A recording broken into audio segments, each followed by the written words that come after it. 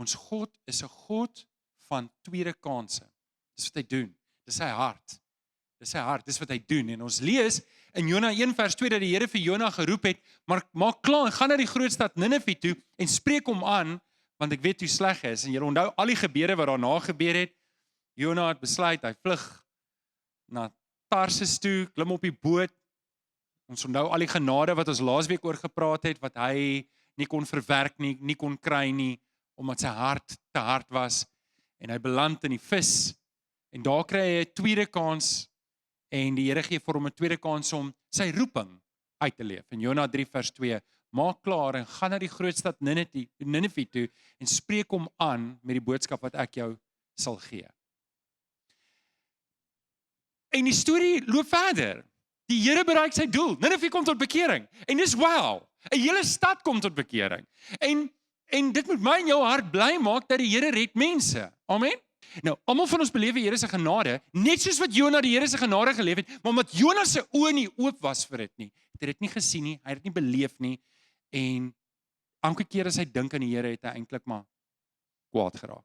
So, Ninive bekeer, Ninive het 'n fees saam met die Here, en dis wat ek wil eintlik hê, jy moet 'n fees hê in die Here.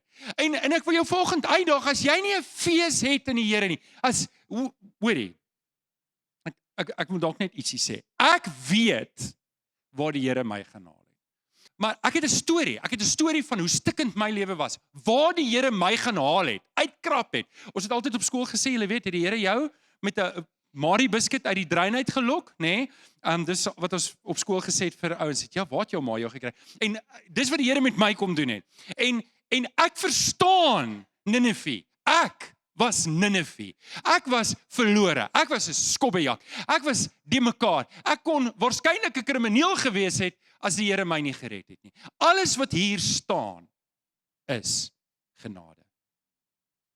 En ek weet wat dit beteken om 'n fees saam met die Here te hê. Julle, my lewe is 'n fees, nie omdat ek 'n great persoonlikheid het of omdat ek 'n positiewe gesindheid het nie. Vra my vrou, ek is eintlik 'n bietjie krities en analities.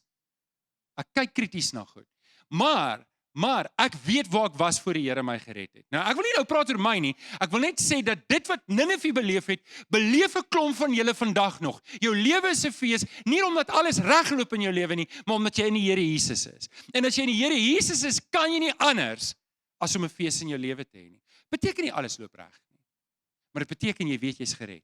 Wie kan amen sê daar? Okay, so Ninive vier fees, maar Jona staan buite.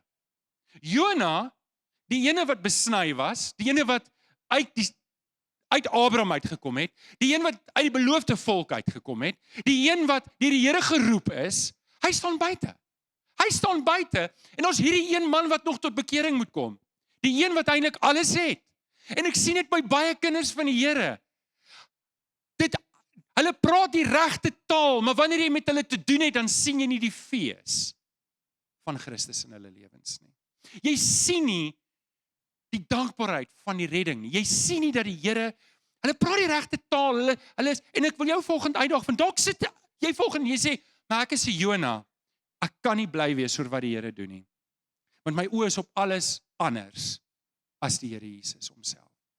So dis waar ek volgende bietjie met jou wil praat, want Jona kry 'n derde kans, en dit kan vir my en jou 'n derde kans wees, maar dis meer as net 'n derde kans, dis 'n uitnodiging na die fees toe. Nou, kom ek sê dit net eers, jy kan Jona deurlees, jy lees nie van 'n fees nie.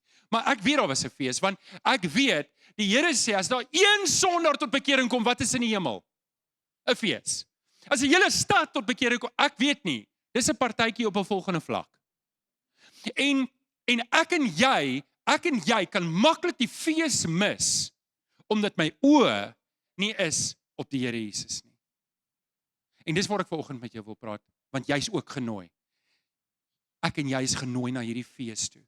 En ek en jy kan blydskap in die Here Jesus vind. En daar's so 'n direkte parallel tussen wat in Jona gebeur en Ninive gebeur en die verlore seun. Julle ken almal die storie. Die pa wag vir sy verlore seun om terug te kom, die jonger boetie. En toe hy terugkom, wat doen hy sonder enige waarskuwing? Hy hou 'n partytjie, my seun is terug. my seun is terug. My seun is terug. Ek wil hê met die emosie, ek wil vir julle wat ouers sê, dink jou kind het weggeloop en jy weet hy het mekaar geraak met verkeerde vrouens of mans, of jy weet hy het mekaar geraak met dwelms en hy het 'n diep pad gestap en hy kom terug en hy sê, pa, ma, ek is jammer. Sal jy bly wees? Sal jy opgewonde wees? Sal jy ook 'n partytjie hou? Okay, dis wat God sê. En nou Jesus sê, hierdie hemelse Vader is God, die Vader. En nou kom 'n ander broer daaraan, sy ouer broer, en hy kom en hy weet, wat gaan aan? Wat gaan hier aan? Wat's dit? Pa, het jy dit nou heeltemal verloor? Hierdie is die seun wat pa se die erfporsie. Hy het gewens pa's dood. Pa het hom uitbetaal, het alles gaan mors. En nou jy partytjie vir hom. Waar kom dit vandaan? En so sien ek baie keer in ons eie hart dat ons net soos die verlore seun se ouer broer buite kan staan en nie bly kan wees oor God se genade nie. Want ons wil hê God moet die mense straf. Want hy het my gered, maar ek is mos nou reg. Ek is mos nou okay. So maar daai mense daar buite, hulle kort 'n bietjie straf. Kom, wie van julle voel ook 'n bietjie, Here, jy moet dalk 'n bietjie harder werk met hierdie mense want hierdie mense hier buite hierdie kerk, want hulle is sulke hopelose sondaars. Hulle moet gestraf word. En dis die ding waarteen ek en jy moet waak, want die Here wil hê ek en jy moet daai fees hê. Maar ek kan nie die fees hê as ek sien wat Jesus sien. So vanoggend wil ek jou sê, jy's uitgenooi na die fees. En ek wil so vanoggend by jou mooi kom vra. En as ek nou die woord pleit kan gebruik, wil ek pleit om nie buite te staan nie. Moenie soos Jona maak, dit sien afspeel in jou lewe, maar buite staan nie. Moenie soos die verlore seun maak en buite staan. Jy sien die fees afspeel voor jou oë, maar jy staan buitekant, nie. Openbaring 3 vers 16 sê die Here vir 'n gemeente Laodicea wat eintlik lou geword het en hy sê kyk ek staan by die deur en ek klop, as iemand vir my oopmaak, wat sal ek doen? Ek sal ingaan en ons sal 'n feesmaal hê. Ons sal 'n feesmaal hê. En ouens, hierdie feesmaal is nie natuurlik gaan daar 'n groot fees wees in die hemel, maar daai fees is hier. En is nou. Dis al in hierdie lewe. Die Here wil hê ek en jy moet 'n fees in Christus hê. Hierdie lewe moet 'n fees vir my en jou wees in Christus. As ek regtig weet wat Jesus vir my kom doen het en ek hou daaraan vas en ek besef dis wat die Here wil doen in iemand anders se lewens en ek hoor hierdie stories waarna ek nou verwys het wat ek hoop ek kan later aan meer oor vertel, dan is jy bly en jy vier fees saam met die Here. Ek en jy is genooi. Maar die vraag wat ek en jy vanoggend moet vra, staan ek buitekant? Staan ek buitekant?